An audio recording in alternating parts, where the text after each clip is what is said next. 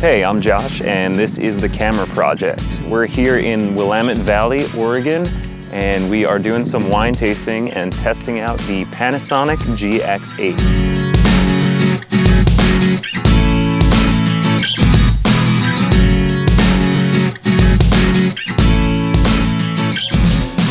After flying into Portland, the Willamette Valley is a short 45-minute drive away.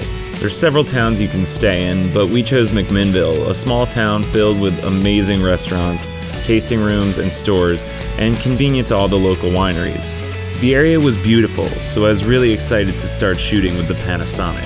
The GX8 is a micro four thirds interchangeable lens camera, and as you notice, it has a fairly large body for a micro four thirds camera. It has 4K video as one of the standout features, and for the first time in a Panasonic body, it has a dual image stabilization, which allows you to do a sensor-based stabilization as well as a lens-based stabilization, as has been traditional on Panasonic's cameras. It's got a touch screen, which overall is really nice to be able to control your settings with, and a fair number of function buttons on the body as well. So we're gonna do some wine tasting and see how it performs overall. For the most part, the wineries in the area are fairly small relative to other more known areas like Napa and Sonoma, and therefore give perhaps a bit more intimate of a tasting experience. The wineries we visited were thankfully devoid of tour buses and hordes of people. In terms of wine, most of the reds we sampled were Pinot Noirs and most of the whites were Pinot Gris. I'd say the best experiences we had were when the wineries featured casual tasting rooms with outdoor seating to enjoy the breathtaking views of Oregon wine country. Even better, we found a few places that allowed picnicking or sold their own food to enjoy with the wine. We went to way too many wineries to start naming them, but Willackenzie, Soder, and Penner-Ash stand out in my mind as really great experiences with great wine. The views were universally pretty amazing, so shooting with the GX8 was something that I was really looking forward to. Overall, I was really pleased with the images from this camera. The images were clean and crisp. Low light was on par with other micro four thirds cameras and respectable up to 3200 and even sometimes up to 6400 depending on your usage of the image and just the overall lighting conditions. We're talking about form factor on this camera. There's a few interesting features. So first we have the fully articulating screen, which is great. It's a touch screen. It's super responsive. You can use it to tap to focus. You can use it to tap to just move your focus point and then still focus with the half shutter press. You can pinch to zoom in on your photos when you're reviewing them and swipe through them like you would on a phone.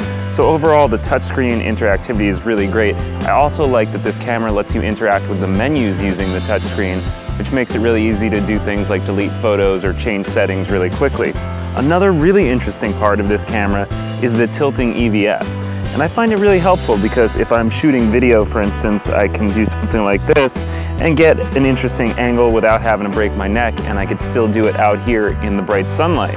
I love the grip on this camera. It has a really nice, comfortable grip, and it's comfortable in your hand for larger lenses. This is the 14-140. It's a medium-sized lens. It's not too heavy, but it's a really comfortable hold. I guess my one issue with that, and I know I'm trying to have it both ways here, is that the body is on the larger side. This body feels almost SLR size to me, and I think one of the beautiful things about the micro four thirds system is that you can have a slightly smaller camera and still have interchangeable lenses. So I guess it depends on who you are as a user. One thing that did bug me about the camera's form factor was the lack of flash. Granted, a lot of cameras don't include a built-in flash, but often they'll include a small hot shoe-based flash just in the box, so you at least have something. For the price of this camera, I was expecting that. And in general, I'd prefer a built-in flash just so it's always with you. You don't have to think about taking something. You can have a little bit of fill flash if you need it, just for those bright sunny afternoons. Granted, it's not going to be super powerful, but something, anything would have been appreciated. So one of the really interesting things about the GX8 is it's the first micro four thirds camera with a 20 megapixel sensor. And that's a really big deal because micro four thirds has been stuck at 16 megapixels for a long time. Now, some people might wonder if the camera is going to suffer in terms of low light, and I haven't noticed that. Now, in terms of resolution, it gives you a little bit of added cushion in terms of cropping your photos or being able to blow up slightly larger. In all practicality, it's not really going to be a huge difference where you're going to see that much extra detail in your photos, but just to have that little extra cushion, the 20 megapixel sensor is certainly a nice thing, and it's appreciated that they decided to take the system to the next level. So let's talk about video on the GX8. Now, as you'd probably expect from a Panasonic camera, it's very capable when it comes to video. It not only does 1080p video, but it'll also do 4K. It'll do 4K at 30 or 24 frames a second and 1080 at 60, 30, or 24. Now, it's not going to be the camera that you're going to buy just for video. For that, in the Panasonic lineup, that's currently the GH4. And the reason I say that is because the GH4 has a faster processor, which will allow for higher bitrate recording and faster frame rates, so you can shoot slow motion at 96 frames a second. But 60p at 1080 is no slouch on this camera either. You have focus peaking when you're using manual focus, and you can also zoom in as you're focusing, which really helps you to nail the focus. Overall, it's really a pleasure to shoot video with. So after wine country, we headed back to Portland. From my short time in Portland, I can tell it was an amazing town. Its location with proximity to wine country, the Oregon coast, and beautiful nature within the city itself make it a welcome change from New York.